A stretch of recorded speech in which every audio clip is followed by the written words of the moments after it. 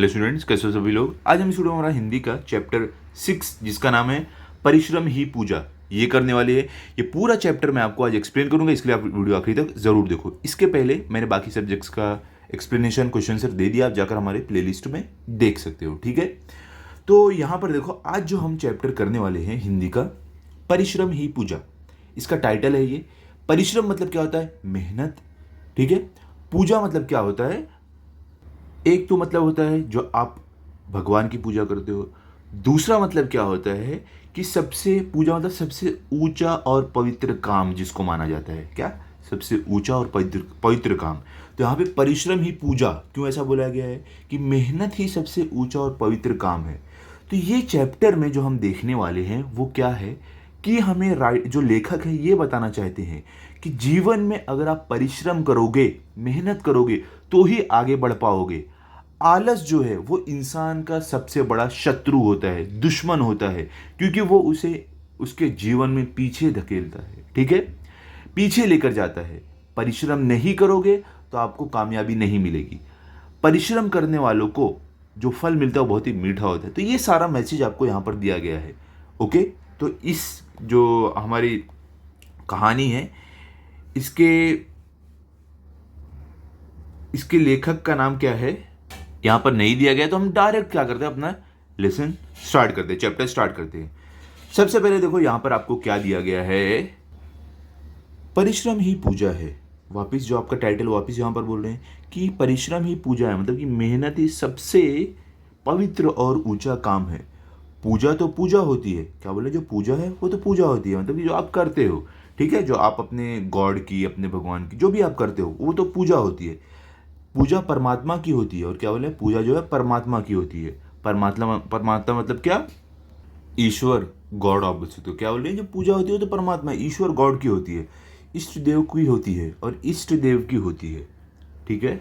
और आगे क्या बोल रहे हैं, इस पर विचार अलग अलग हो सकते हैं किंतु इसमें दो राय नहीं कि पूजा पूजा आलस्यमन नहीं होती। विचार मतलब क्या? ओपिनियन आप बोल सकते हो, ठीक है। और आलस्यमन, देखो आलस्यमन मतलब क्या होता है, मतलब कि इसका अगर मीनिंग देखेंगे तो एकदम बिना कोई मन के, लेजीनेस आप बोल सकते हो। तो यहाँ पर क्या बोल रहे हैं, ये इस पे तो कोई दो, इस पे लोगों के अलग अलग ओपिनियन, विचार हो सकते हैं कि किसकी पूजा होती है, क्या होता है। लेकिन एक बात तो तय है, बोल रहे हैं कि जो पूजा होती है, जो वर्शिप करते हैं हम गॉड को, वो आलस मन से नहीं होती है, मतलब लेजीनेस से नहीं होती है। बड़े बड़े कर्म योगियों ने कर्म को पूजा माना है। देखो, कर्म योगी मतलब क्या होता है, जो लोग ने बहुत बड़े बड़े काम किए हो, ठीक है, और जो लोग ये मानते हो कि मेहनत से ही चीज़ें मिलती है। तो क्या बोले, बड़े बड़े जो महान लोग हैं उन्होंने यही माना है कि कर्म को पूजा माना है, कि काम को ही पूजा सबसे ऊंचा काम माना है। चिंतन की भी राष्ट्र को आवश्यकता होती है, परंतु वास्तव में परिश्रम की आवश्यकता इससे कहीं ज़्यादा है।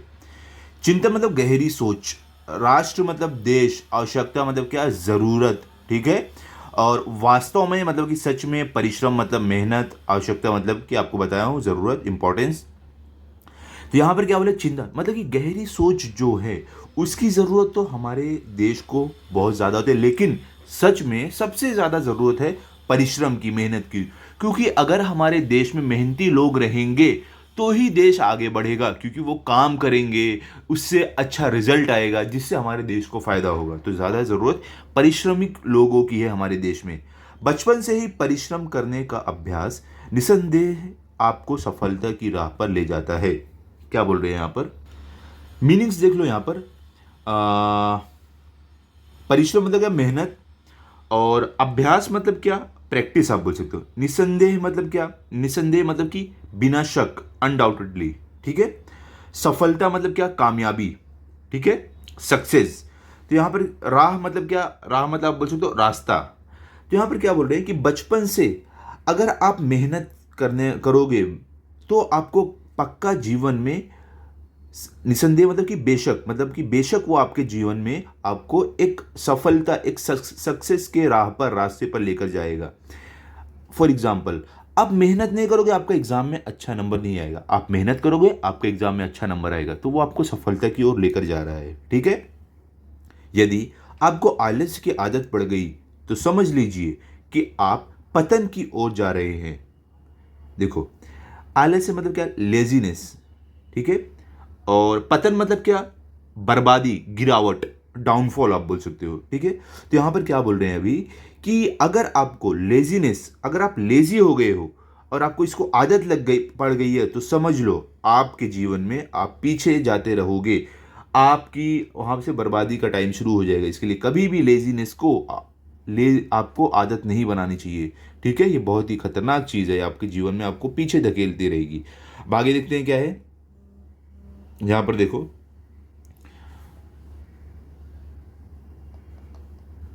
दुखों की मार से फिर आपको कोई बचत ही नहीं सकता।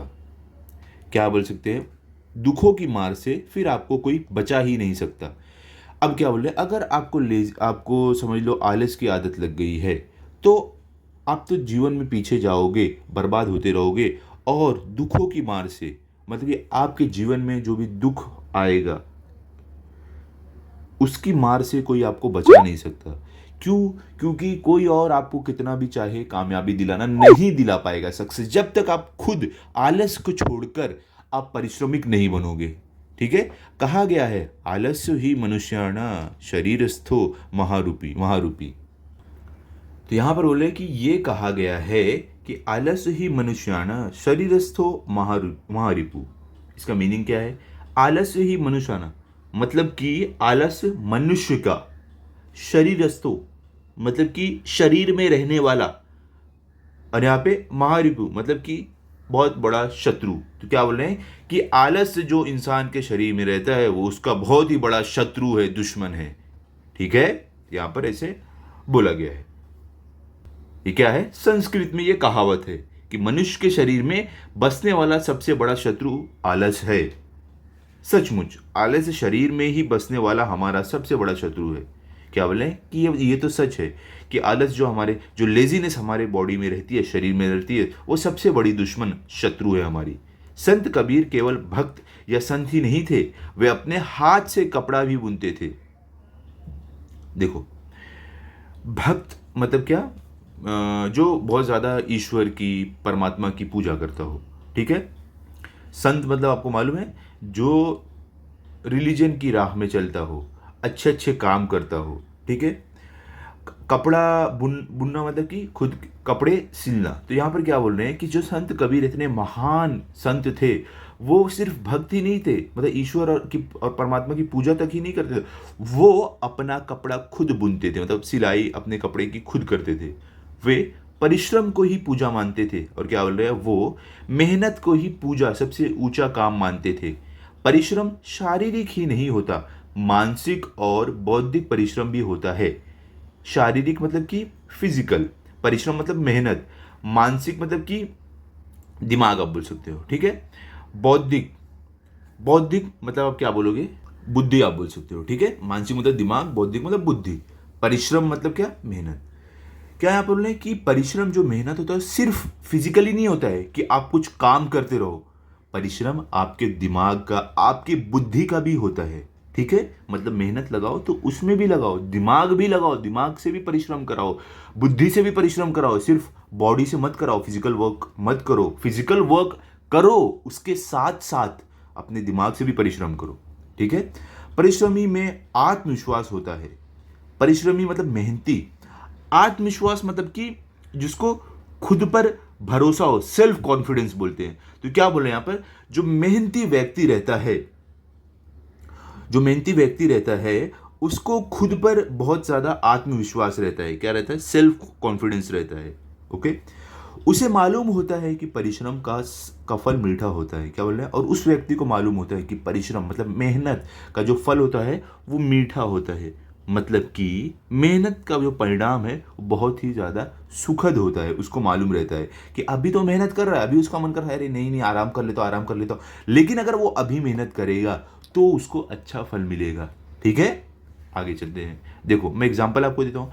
जैसे कि आप पढ़ाई कर रहे हो तो आपको मन करता है अरे खेलने चले जाते हैं, अभी पढ़ने का मन नहीं कर रहा है, लेकिन अगर आपने पढ़ाई अच्छे से कर लिया, उस समय अगर आपने अपना मानसिक और बौद्धिक परिश्रम कर लिया, परिश्रम करवा लिया, तो क्या होगा? एग्जाम में आपके मार्क्स अच्छे आएंगे, आपको अच्छा फील होगा, हर जगह आपकी तारीफ होगी, स्कूल में, घर पे मम्मी तारीफ करेंगे, हो सकता है गिफ्ट भी ला के देंगे, तो परिश्रम का फल अच्छा मिलेगा। ठीक है, चलो आगे चलते हैं। फल मिलने में देर हो सकती है, परंतु परिश्रम निष्फल निष्फल नहीं हो सकता। क्या बोल रहे हैं यहाँ पर कि जो फल मिलता है परिश्रम का, मेहनत का, उसमें देर हो सकती है, परंतु मतलब लेकिन जो परिश्रम होता है, जो मेहनत होती है, वो निष्फल मतलब बिना फल, बिना आपको फायदा दिए नहीं जा सकती है। ठीक है, आप कोई भी मेहनत करो उसका फल आपको मिलेगा। ठीक है, आज नहीं तो कल, कल नहीं तो परसों जरूर मिलेगा। ओके, चलो अभी आगे चलते हैं। एक बार एक विद्यालय का परीक्षा परिणाम घोषित किया जा रहा था। देखो, विद्यालय मतलब क्या, स्कूल, परीक्षा परिणाम मतलब क्या, एग्जाम का रिजल्ट, घोषित करना मतलब डिक्लेयर करना। ठीक है, तो क्या बोल रहे हैं, एक बार की बात है, एक समय की बात है, एक विद्यालय में एग्जाम का रिजल्ट घोषित, डिक्लेयर किया जा रहा था। यहाँ पर आप देख सकते हो, यहाँ पे एग्जाम का रिजल्ट डिक्लेयर किया जा रहा है। और एक बालक ने खड़े होकर कहा कि उसका परिणाम घोषित नहीं हुआ। बालक मतलब बच्चा, परिणाम मतलब रिजल्ट, घोषित मतलब अब उसको डिक्लेयर करना। ओके, ठीक है, तो बच्चा क्या बोला, एक बच्चा क्या बोला खड़ा होके कि उसका रिजल्ट जो है वो नहीं बताया गया है। प्रधानाचार्य ने कहा, जिसके नाम नहीं बोले गए वे उत्तीर्ण नहीं है। देखो, यहां पर क्या बोले, प्रधानाचार्य मतलब प्रिंसिपल। ठीक है, उत्तीर्ण, देखो उत्तीर्ण मतलब क्या होता है, मतलब कि फेल होना। ठीक है, पास नहीं होना। तो जो प्रिंसिपल है, जब बच्चे ने खड़े होकर बोला कि मेरा रिजल्ट डिक्लेयर नहीं हुआ है, तो प्रधानाचार्य जो प्रिंसिपल थे उन्होंने बोला कि जिसका नाम नहीं लिया गया है वो उत्तीर्ण मतलब पास नहीं हुए हैं। ठीक है, वो लोग पास नहीं हुए हैं। बालक दृढ़तापूर्वक बोला, गुरुदेव ऐसा नहीं हो सकता। देखो, दृढ़तापूर्वक मतलब आत्मविश्वास, गुरुदेव मतलब कि सर आप बोलते हो ना, या टीचर। तो बालक जो था, बच्चा था, ये बच्चा, वो एकदम आत्मविश्वास से बोला कि गुरुदेव मतलब कि सर ऐसा नहीं हो सकता कि मैं फेल हो गया हूं। प्रधानाचार्य ने जोर देकर कहा, बैठ जाओ, तुम अनुत्तीर्ण हो। तो क्या बोले, जो प्रिंसिपल थे उन्होंने जोर से बोला डांट के कि बैठ जाओ, तुम अनुत्तीर्ण हो मतलब कि फेल हो गए हो, पास नहीं हुए हो। विद्यार्थी फिर भी नहीं बैठा, तो प्रधानाचार्य ने उस पर 5 रुपए जुर्माना लगा दिया। विद्यार्थी मतलब स्टूडेंट, ठीक है, छात्र, प्रधानाचार्य मतलब प्रिंसिपल, जुर्माना मतलब फाइन, पेनल्टी। क्या बोल रहे हैं कि वो बच्चा फिर भी नहीं बैठा उनके डांटने के बाद, तो क्या किया प्रिंसिपल जी ने, उस पर 5 रुपए का जुर्माना लगा दिया कि तुमने ऐसा, तुम नहीं बैठ रहे हो, मेरी बात नहीं सुनो, तो तुम्हें सजा दी जाती है, 5 रुपए का जुर्माना, फाइन देना है। विद्यार्थी ने पुनः निवेदन किया तो जुर्माना 10 रुपए कर दिया गया। विद्यार्थी मतलब स्टूडेंट, ये छात्र आप बोल सकते हो, पुनः मतलब दोबारा। ठीक है, और निवेदन मतलब क्या, रिक्वेस्ट, जुर्माना मतलब आपको बताया फाइन। क्या बोल रहे हैं, विद्यार्थी जो था, जो स्टूडेंट था, जो बच्चा था, वो छात्र ने वापस जब रिक्वेस्ट किया तो उसका जुर्माना जो प्रधानाचार्य जी थे, प्रिंसिपल जी थे, बढ़ा के 5 से 10 रुपए कर दिए। विद्यार्थी फिर भी नहीं बैठा। क्या बोल रहे हैं, उसके बाद भी जो स्टूडेंट था वो नहीं बैठा। कक्षा अध्यापक ने भी कहा, सर बालक ठीक कहता है, यह अनुत्तीर्ण नहीं हो सकता, या पढ़ाई में कठिन परिश्रम करता है। देखो, कक्षा अध्यापक मतलब क्या, जो क्लास टीचर, जो आपकी क्लास टीचर रहते हैं उसको कक्षा अध्यापक बोलते हैं। ठीक है, अनुत्तीर्ण मतलब क्या, फेल होना, पास नहीं होना। कठिन मतलब क्या, कठिन परिश्रम मतलब बहुत ज़्यादा मेहनत। तो यहाँ पर क्या बोल रहे हैं, जो क्लास टीचर थे तब वो बोले, जब बच्चा इतनी बार बोल बोल के बैठ नहीं रहा था, उन्होंने फाइन लगाया, 5 से 10 रुपए कर दिया, तब जो क्लास टीचर थे बोले कि सर ये जो बालक है, जो बच्चा है, ये सही कह रहा है, ठीक कह रहा है, या अनुत्तीर्ण मतलब फेल नहीं हो सकता, क्योंकि ये पढ़ाई में बहुत ज़्यादा मेहनत करता है। आगे देखते हैं अभी क्या है। देखो, आप देख सकते हो बच्चा बैठ ही नहीं रहा, खड़ा है। ओके, इतने में विद्यालय का बाबू दौड़ा दौड़ा आया और क्षमा मांगते हुए बोला, सर टाइप होने में एक नाम छूट गया था। विद्यालय मतलब क्या, स्कूल, विद्यालय के बाबू मतलब क्लर्क। ठीक है, क्षमा मांगना मतलब माफी मांगना। क्या बोले, इतने में जो विद्यालय का क्लर्क था वो दौड़ा दौड़ा आया और माफी मांगते हुए बोला, सर एक नाम टाइप करने में छूट गया था। यह नाम उसी परिश्रमी छात्र का था और उसके अंक भी सर्वाधिक थे। क्या बोल रहे हैं, देखो, परिश्रमी छात्र मतलब मेहनत कर, जो छात्र बहुत मेहनत करता हो पढ़ाई में, अंक मतलब मार्क्स, सर्वाधिक मतलब कि सबसे ज्यादा, क्या बोल रहे हैं। और ये जो नाम छोटा था टाइप करने के लिए उसी बच्चे का था जो परिश्रमी था, जो मेहनती था, और उसका मार्क्स भी सबसे ज्यादा आया था, जो बैठ नहीं रहा था, बोला था सर मैं फेल नहीं हो सकता, फेल नहीं हो सकता, इसी का नाम टाइप करने में छूट गया था। और मालूम पड़ा कि सबसे ज्यादा अंक भी इसके आए हैं, सबसे ज्यादा मार्क्स भी इसके आए हैं। वह बालक और कोई नहीं बल्कि राजेंद्र प्रसाद थे। वही राजेंद्र प्रसाद जिन्होंने स्वतंत्र आंदोलन में बढ़ चढ़कर हिस्सा लिया, आगे चलकर भारत के प्रथम राष्ट्रपति चुने गए। क्या यहां पर बोल रहे हैं, देखो अभी ये जो पूरा किस्सा हुआ है, ये किसके साथ हो रहा था, वो बच्चा कौन था, ये राजेंद्र प्रसाद थे। ये राजेंद्र प्रसाद कौन है, ये वही व्यक्ति है जिन्होंने स्वतंत्रता आंदोलन मतलब कि फ्रीडम आंदोलन जो होता है, मूवमेंट होता है, उसमें बढ़ चढ़कर हिस्सा लिया था, और आगे जाके ये हमारे देश के, हमारे इंडिया के सबसे पहले राष्ट्रपति मतलब प्रेसिडेंट चुने गए। ठीक है, तो मतलब कि इनको बचपन से अपने ऊपर आत्मविश्वास था, पूरा यकीन था, और उसी का रिजल्ट है ये जीवन में इतने आगे निकले, इतने बड़े बड़े काम किए। ठीक है, अब हम चलते हैं दूसरे किस्से की तरफ जो हमें परिश्रमिक होने का एक सीख देता है। स्टार्ट करते हैं। यहाँ पर है, व्याकरण के आचार्य कैट दिन भर आजीविक के लिए परिश्रम करते और रात्रि को जागकर व्याकरण लिखा करते। यहाँ पर देखो, व्याकरण मतलब क्या आप बोल सकते हो, ग्रामर। आचार्य मतलब क्या, टीचर। कैयत ये नाम है। आजीविक मतलब कि लिवलीहुड। ओके, और परिश्रम मतलब मेहनत। रात्रि मतलब रात। व्याकरण लिखना मतलब कि ग्रामर से रिलेटेड लिखना। तो यहाँ पर क्या बोला कि जो ग्रामर के टीचर हैं वो दिन भर आजीविक के लिए मतलब कि अपनी लिवलीहुड के लिए, ठीक है, रोजी रोटी के लिए दिन भर मेहनत करते थे और रात में जागकर व्याकरण लिखते थे, ग्रामर लिखते थे। इससे उनका स्वास्थ्य गिरने लगा, और क्या बोले, इससे उनका जो स्वास्थ्य है मतलब जो उनकी हेल्थ है वो गिरने लगी। उनकी पत्नी ने आग्रह किया, आप समाज के लिए महत्वपूर्ण कार्य कर रहे हैं, घर का खर्च चलाने की चिंता आप मुझ पर छोड़ दीजिए। क्या बोल रहे हैं, पत्नी मतलब क्या, वाइफ। आग्रह करना मतलब कि रिक्वेस्ट करना। समाज, यहाँ पे समाज मतलब क्या, सोसाइटी आप बोल सकते हो। महत्वपूर्ण मतलब कि बहुत ही इंपॉर्टेंट। तो यहाँ पर देखो, जो उनकी पत्नी है वो क्या बोल रही है, उन्होंने रिक्वेस्ट किया कि आप समाज के लिए इतना महत्वपूर्ण काम करते हो, तो जो घर का खर्च है वो घर के खर्च की चिंता जो है वो मुझ पर छोड़ दो, मैं चला लूंगी। परिश्रमी व्याकरण परिश्रमी व्याकरणाचार्य अपनी पत्नी से बोले, तुम घर कैसे चलाओगी, वह भी घोर परिश्रमी थी। परिश्रमी मतलब क्या, मेहनती। व्याकरणाचार्य मतलब क्या, जो ग्रामर में मास्टर हो। घोर परिश्रमी मतलब बहुत मेहनती। क्या बोल रहे हैं यहाँ पर कि जो ये मेहनती मास्टर थे ग्रामर के, व्याकरणाचार्य थे, इन्होंने अपनी पत्नी से बोला कि तुम घर कैसे चलाओगी, जबकि उनकी पत्नी भी बहुत मेहनती थी। तो वो क्या बोलती है उनकी पत्नी, आश्रम की सीमा पर खड़े कुश की मैं रस्सियाँ बनाऊंगी। सीमा मतलब क्या, बॉर्डर। कुश मतलब क्या, घास। रस्सी मतलब रोप। तो उनकी पत्नी ने क्या बोला कि आश्रम की जो सीमा है वहाँ खड़े होकर मैं घास की रस्सी बनाऊंगी, आप एक दिन जाकर साप्ताहिक बाजार में बेच आइएगा, घर का खर्च इसी से चल जाएगा। साप्ताहिक बाजार मतलब कि जो हफ्ते में एक बार जो बाजार लगती हो, ठीक है, वीकली मार्केट आप बोल सकते हो। तो उनकी पत्नी ने क्या बोला, जो मैं रस्सी बनाऊंगी आप उसको वीकली मार्केट में जाकर बेच कर आ जाना, और इसी से हमारे घर का खर्चा चल जाएगा, आप व्याकरण की रचना के लिए अधिक समय निकाल सकेंगे। और उनकी पत्नी ने क्या बोला, फिर आप व्याकरण जो लिखते हैं उसके लिए आप अधिक समय, ज़्यादा समय निकाल पाएंगे। ठीक है, आचार्य कैयत ने पत्नी की बात स्वीकार की। स्वीकार करना मतलब मानना। क्या बोले, आचार्य कैयत जो थे उन्होंने अपनी पत्नी की ये बात मान ली। व्याकरण कैयत बोले, वाह, तुमने तो बता दिया कि परिश्रम ही पूजा है।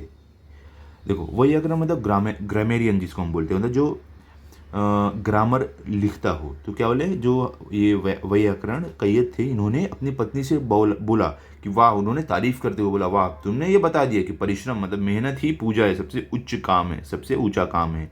ठीक है, श्रम से ही जीवन में सबसे साध्य होता है। श्रम से ही जीवन में सब साध्य होता है। श्रम मतलब क्या, मेहनत। जीवन मतलब क्या, लाइफ।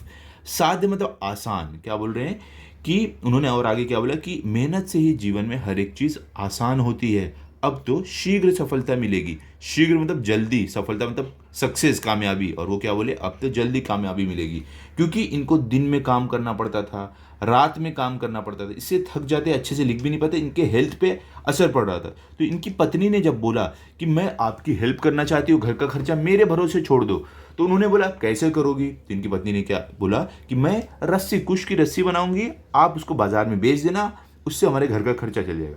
तो इनके ऊपर का लोड अब कम हो जाएगा, ये अच्छे से काम कर पाएंगे। तो इसीलिए ये बोल रहे हैं कि तुमने ये बता दिया कि परिश्रम ही सबसे ऊंचा काम है और मेहनत से जीवन में सारी चीज़ें आसान होती है।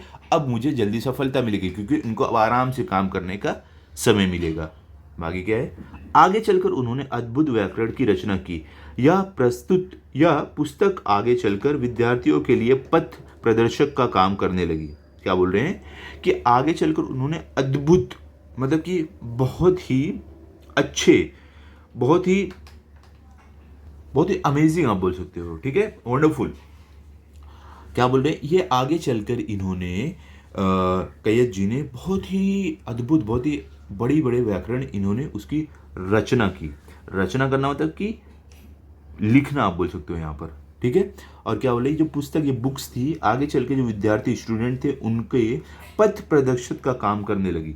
पथ प्रदर्शक का मतलब कि क्या होता है, मतलब कि किसी को गाइडेंस देना। तो ये बच्चों के जीवन में क्या हुआ, जो विद्यार्थी थे, स्टूडेंट्स थे, छात्र थे, इनके जीवन में उनको एक पथ प्रदर्शक का काम देने लगी, उनको राह दिखाने लगी। इतने महान बुक्स इन्होंने लिखा था, ठीक है।